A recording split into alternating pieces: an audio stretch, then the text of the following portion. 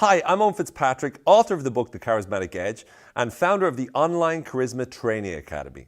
And this is just a free holiday season video which I've created for you to both wish you a happy Christmas if you watch it before Christmas, or if you watch it just after Christmas, to hope you've had a happy Christmas, and also to wish you a very happy New Year. And if you're already in the new year, hope the new year has been going so far for you and that the rest of the year that will be going well as well. And if you watch it on I'll stop. But the important point of this video is that what I want to do is I want to share with you something that I want to give you as a gift. Now, it's not really a gift, it's a video, so I mean, you wouldn't really call it a gift. I'm not handing you over anything. And if you're watching after Christmas, you wouldn't need the gift anyway. But the point of it is that the video I've created is something designed especially for you, which is funny because anyone could be watching this, so it's like, especially for you. But it is especially for you. Because what it is it's 13 different ways to make 2013 your luckiest year yet. You know, the word 13 gets a lot of rap. The number 13 gets a lot of bad press. It's like 13, oh, unlucky number 13. And I've always believed that you make your own luck in this life. So I believe 2013 is not just going to be a good year, it's going to be a great year for all of us. Well, not all of us. Some of us are probably going to have a shit year, but hopefully most of us, and most of you watching the video are having a great year, are going to have a great year because you're going to apply a lot of this sort of stuff. So some of this is common sense. If it is, that's okay, because sometimes you need to repeat common sense to make sure that you're sensibly commenting to yourself in a more useful way. That kind of makes sense. Anyway, what are 13 ways to be able to make sure that 2013 is your best year yet? Before I do that, just a little bit of plugging, a little bit of informing you about what's to come up. I've got a book coming out in January called The Ultimate Introduction to NLP with Dr. Richard Bandler and Alessio Roberti. So that's coming out, published by HarperCollins. You've got Brian Colbert, my colleague, friend, training partner of the Irish Institute of NLP.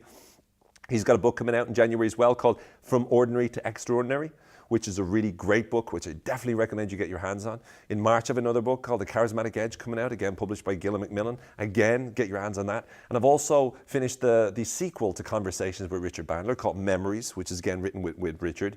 And that's going to be out in the first half of 2013. Something else to plug is the online Charisma Training Academy. This is going to be incredible. It's an online resource where you get more than 25 hours of training on video that you can access at a membership site.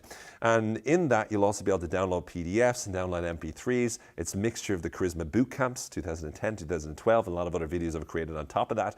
But all in all, it's going to be a really great resource. And again, it's going to be available for you to invest in, I think, February, probably March, around that kind of time. I've also designed a strategic influence and negotiation course with a lady called Margaret Considine, one of the best negotiation experts in Ireland, if not the world. And again, that's going to be an online video training as well coming up, and a few other online trainings that you have to look forward to as well. I'm going to be traveling quite a lot in 2013, not as much as 2012, because I'm trying to take it more easy, trying to follow a little bit of the advice I'm about to give you. But there is a lot of exciting things come, so expect to hear from me about Facebook and Twitter and blogging and all that. Check out the OFI blog. I'm going to be doing a lot more of that. There'll be a lot of free content. So again, there's something there. There's going to be a lot there, and you will hear from me quite a lot. 2013 is going to be a very active year, so be aware of that.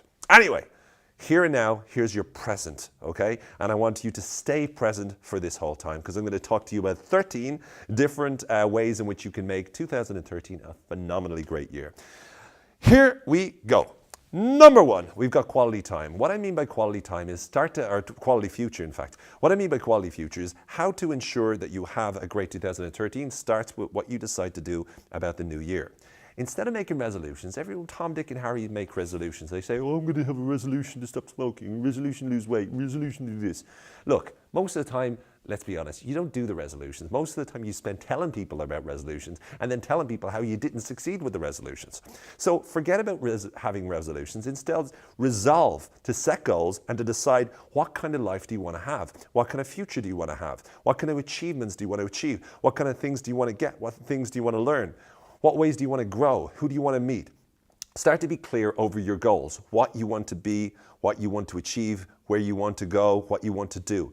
Once you start to set goals instead of having resolutions, you're much more likely to achieve the goals. So first things first, build a quality future by setting powerful goals, compelling goals that drive you towards achieving them. Number two, healthy and fit. What do we mean by that? This is the opportunity for me to tell you, you need to be healthy and fit. But in reality, what I'm saying is this. If you want to have energy, if you want to achieve goals, if you want to have a more successful 2013, if you want to be in the best state possible, if you want to handle things, you've got to stay as healthy and fit as possible. What does that mean? It means eat healthy, it means sleep well, it means rest more, and it also means ensuring that you exercise on a regular basis. Whatever exercise that works for you and what you're happy with to do 3 times a week or whatever, go ahead and do it. Whatever way of eating healthy that you know that you can handle, go ahead and do it. Whatever way of sleeping that, well, there's only really one way to sleep. But make sure that you're doing those things in a way that works for you.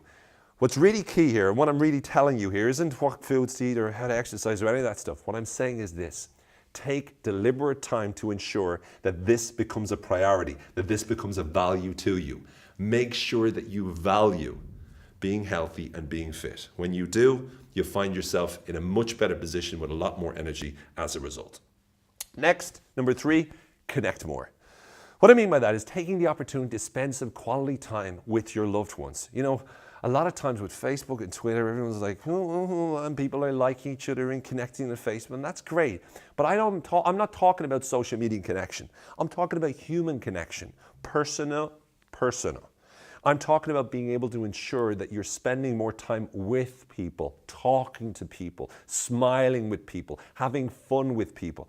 You know, the one thing that I did really well this year is, despite the fact I was really busy with work, I made sure I made time to connect. So I connected with my goddaughters and my family and my friends and my parents. I made sure that I had time to connect with the people that made the most impact and most difference to me. And that's one of the reasons why I, for the most part, had a really good year and had a lot of really great times in the year.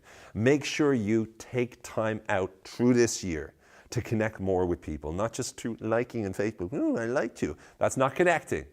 Connecting is sitting there, talking to people, walking with people, doing things with people, being around people, making real connections. Next, we have laugh more. Now, laughing, I'm not talking about fake laugh. Ha ha ha ha ha. Instead, when I'm talking about laughing more, I'm talking about whenever you want to be able to build a connection with somebody, it's great to be able to spend time around them. But what's really good for your own mental health is to get yourself in a position where you're laughing on a regular basis. Now, that means surrounding yourself with comedy. Give yourself the opportunity to surround yourself with funnier people as much as possible. Go see a comedian, go buy funny videos, and go spend time around the kind of friends that make you laugh. One of the biggest problems most people have, as Richard Bandler says, is that they take themselves too seriously. And seriousness, as he says, is a disease. When you surround yourself with comedy and you don't take yourself so seriously and you can have a bit more of a laugh, you will definitely enjoy 2013 a billion times more. There's no official way of measuring it, but I'm pretty sure that it's something like that, a million. Number 5, optimize. What do I mean by that? Really, this is all I mean. It means making things better. If you're in business, one of the things that you should be focusing on doing is improving your service, improving your product, improving what you do for customers.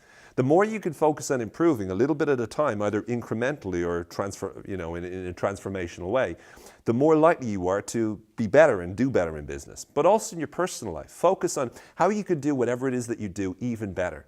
If you continue to focus on how you can improve, then your brain is starting to go in that direction. Things are either getting better or they're getting worse. So make sure that you're continuously getting better by focusing on how you can improve on a regular basis. That's what we call optimizing. Then, number 6, we talk about opflexion, or being able to opflect. Now, opflect is a word that I made up, which is mixing the word optimism with reflection. So you put optimism, reflection, opflexion. Very clever. Yeah, I know it's very clever. Anyway, basically what I'm talking about is when you think about the past or you think about the future, what you're really talking about is changing the way you think about the past and future. So instead of looking back at the past and going, and feeling really bad about it, instead you look for the silver lining, always. Not because you have to, but because you can do. You look for the silver lining from the past, you look for the silver lining from the future, and by looking from the silver lining from the past and the future, you get lots and lots of silver linings, so you can make your own clouds. No, sorry, the silver linings are, you know what I'm talking about. You can see what's behind the clouds of the problems or challenges that you face. It's a really, really wonderful opportunity. So opflexion means looking at the past and the future in a completely radically new way. Then we've got number 7, investing 2012. What do we mean by that? Well, look, A lot of stuff has happened in 2012. I'm sure you've had an action-packed year in 2012. I know I have. I've had a lot of things happen in 2012. So what's really crucial is at some point you stop and you think to yourself, well, what did happen in 2012? And start to review the year. When you start to review the year and you start to go from January to February all the way up to December 2012, ask yourself, what are the things you learned in 2012? What are the experiences you got in 2012? What are the different things that you did in 2012? When you start to go through all of the different things that you learned, then you can start to take those learnings and invest those learnings in 2013. Because 2013 is the year where you can start to make things count, where you can start to build from the successes of the past and learn from the challenges or the problems from the past and make sure that 2013 is the best year yet. So invest 2012, invest your past, as Jim Rohn used to say, invest your past into your future and you'll feel much more likely to have the most amazing 2013 possible. Then we've got number 8, listen better. Now I hope you're listening to this very clearly, very carefully as I reveal the secrets and the strategies and the tools and techniques and principles of having a better 2013. But in reality, listen better means paying attention to what people actually say rather than talking more or interpreting more. A lot of times, I know I'm probably similar. You want to talk, and someone's talking, yeah. Well, my experience was. But when you listen more, you input more information, therefore you learn more, therefore you're able to enrich the quality of your experience and enrich how you perceive the world. So listen more, pay more attention to what you're hearing. The more you do that, the more likely you are to be able to communicate better and get on better with people as well. Next, we have number 9, obsess. Now, what do I mean by obsess? What I mean by obsess is getting yourself into the habit of really going after and figuring out how you can not only do good, but do amazing, do incredibly good, do everything that it takes to be the very best that you can possibly be. When you obsess yourself so fully and so completely in something, you're much more likely to achieve. You know, obsession is really given a bad connotation. In many cases, it can be very bad when you obsess yourself with a person, for example, or you obsess yourself with something that isn't healthy. But when you obsess yourself with a passion that is useful and is healthy, and you make sure it's just one dimension of your life, and you're ensuring that you've got balance in your life, then obsession can help you to make a huge difference. It allows you to really build talent, to become exceptionally good at something. When you obsess yourself with something, it's easy to practice it. It no longer feels like work. So make sure you get obsessed in the right kind of way. Then we've got change properly. Now, change properly means instead of doing the resolutions, oh, I'm going to stop smoking, oh, I'm not going to do that anymore, oh, I'm going to change the habit, and then falling into the same trap or half doing it and then going, oh, I tried to stop smoking. I tried, but it didn't really work. Instead of doing it like that, I want you to get into the habit of changing properly. What do I mean? Changing properly has 4 steps. Step number 1, it's value the change. In other words, know this is the reason I'm changing and this change needs to happen. Know that it's important. Step number 2, motivate yourself. Remind yourself of how great it will be if you achieve this result, if you change, and how bad it will be if you don't. Drive yourself and feel motivated towards achieving the goal. Number 3, discipline yourself. That means do what it is that you need to do on a regular basis in order to make sure you achieve your goal. So know what steps you have to take and make sure you keep taking those steps. And then 4 is identify or make it part of your identity, the change. In other words, whatever the new behavior is, make sure that you make that new behavior something that is part of who you now are. So see yourself as the kind of person that would engage in the new behavior. Again, those 4 steps, value it, motivate, discipline, and identify with it. When you do those 4 steps, that's what you're talking about changing properly. Next, we have number 11, learn more. Now, learn more means, I don't know, buy more books, especially books in January, February, and March. You know, learn more from online products, you know, buy whatever online products come out in February, March, May, or June. You know, just invest yourself and make sure you learn as much as you can from those books and from those products. Now, you don't necessarily have to learn in this kind of space. What you do have to do, though, is do obsess yourself with learning from in whatever area you want. You want to learn to be able to be a better dancer? Don't necessarily try to learn from me, you know, because I can't help you with that.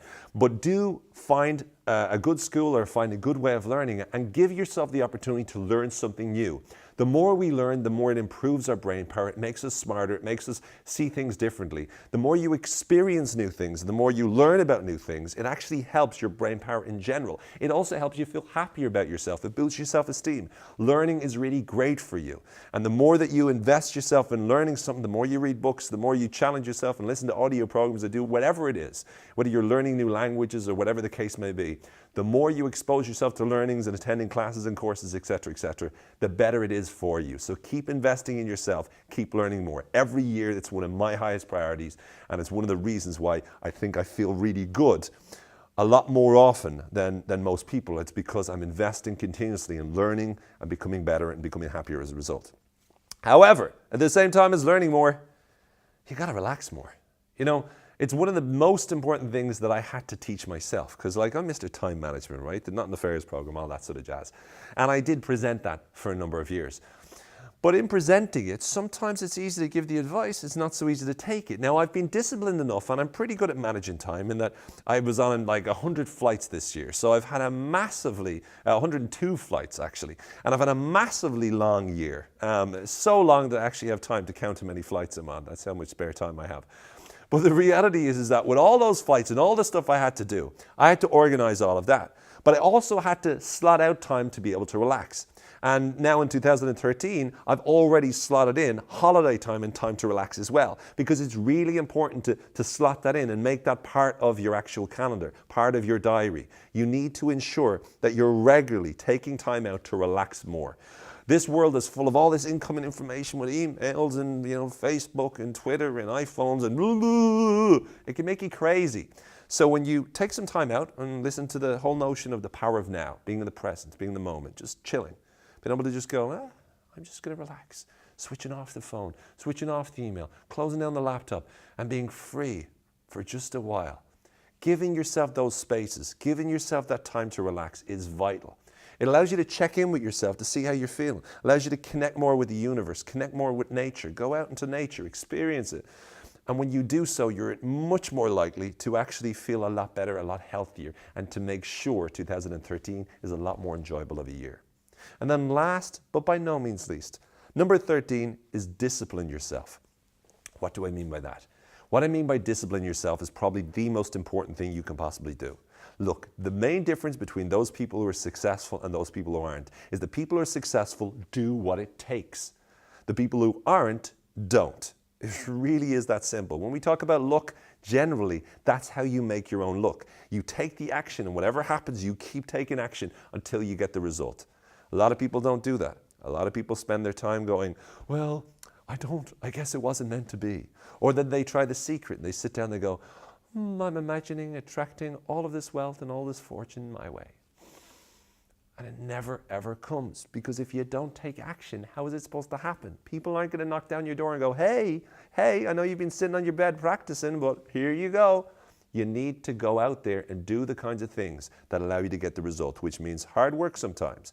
But if you're obsessed about it, it doesn't feel so hard. And it doesn't even feel like work. When you discipline yourself, it means know exactly what you have to do and make sure you take those steps. You want 2013 to be your luckiest year yet? You need to make sure that you discipline yourself to take the action you need to make that happen. Anyway, I hope this has been of value to you. This is 13 different ways to make 2013 your best year yet. I've also created a fancy bit of time distortion because this has only been 13 minutes that I've been speaking to you. Well, it'll be 13 minutes when I stop. And during the course of this wonderful video, I hope that you've gotten a lot of value. I hope this has reminded you of some of the most important things to do. And I hope that you can go out into the world and make sure that you apply all of these skills in the most amazing, incredible way. So make sure you go out into the world. Allow the world to impact you. Make sure that you impact the world. And whatever you do and wherever you go in 2013, make sure that you are always a legend in your own lunchbox. I'm Owen Fitzpatrick. Happy New Year.